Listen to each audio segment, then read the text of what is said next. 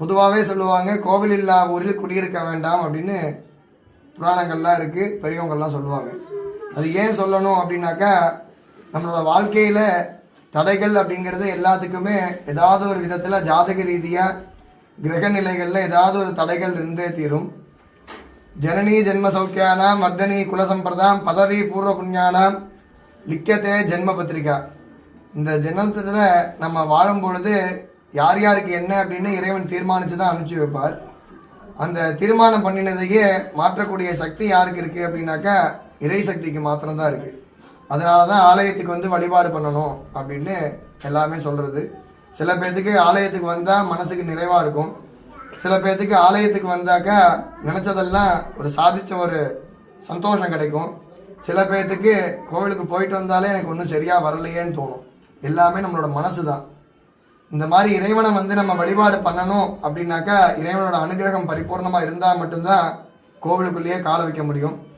வரக்கூடிய நாம் எல்லாம் ஆவலுடன் எதிர்பார்த்து கொண்டிருக்கக்கூடிய துவஜாரோகண வைபவம், கொடியேற்ற வைபவமானது மாணிக்க விநாயகர் கோவிலில் திருவிழாவானது வரக்கூடிய ஆகஸ்ட் 17ஆம் தேதி காலை பொழுதிலே வழமை போல மிகவும் சிறப்பாக கொடியேற்றத்துடன் பூஜைகளெல்லாம் துவங்க உள்ளது. பக்த கோடி பெருமக்கள் எல்லாம் இந்த கொடியேற்றத்தில் ஏன் இதான் சொல்கிறோம் அப்படின்னு கேட்டாக்கா, ஒருத்தர் வீட்டில் கல்யாணம் நடக்குது அப்படின்னாக்கா எல்லாரும் சந்தோஷமாக போய் அந்த கல்யாணத்தில் கலந்துப்போம். ஏன் கலந்துக்கிறோம் அப்படின்னு கேட்டாக்கா, அந்த சமயம் வாழ்க்கையில் ஒரு நாள் நடக்கக்கூடியது இந்த கல்யாணம்.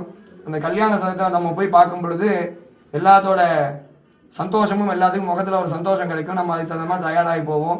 எல்லாமே அந்த இடத்துல ஒரு சந்தோஷம் கிடைக்கும், மன நிறைவு கிடைக்கும். அதுபோல தான் ஆலயத்தில் வந்து இந்த கொடியேற்றம் அப்படிங்கிறது விநாயக பெருமானோட கல்யாணம். இந்த கொடியேற்றத்தை வைபவத்தில் காலை மாலை இருவேளையும் கொடியேற்றத்திலிருந்து காலை மாலை இருவேளையும் சிறப்பு பூஜையானது. தினமும் கல்யாணத்தில் ஒரு நாள் பங்கேற்றாலே சந்தோஷம் கிடைக்கும். இந்த தேர் திருவிழா வரைக்கும் சிறப்பான பூஜைகள்லாம் நடக்கும். இந்த பூஜைகள்லாம் கலந்துக்கும் பொழுது நமக்கு மனசில் என்னென்னலாம் கோரிக்கைகள் இருக்கோ விநாயக பெருமான் அந்த சமயத்தில் ரொம்ப சந்தோஷமாக இருப்பார். நம்ம சுவாமிகிட்ட அந்த சமயத்தில் என்ன வேணும்னு கேட்கணுங்கிற அவசியம் இல்லை. அவரை வந்து வழிபட்டுட்டு அவர் முன்னாடி நம்ம நின்னாலே போகிறோம். அவர் தான் கடாட்சமூர்த்தின்னு பேர்.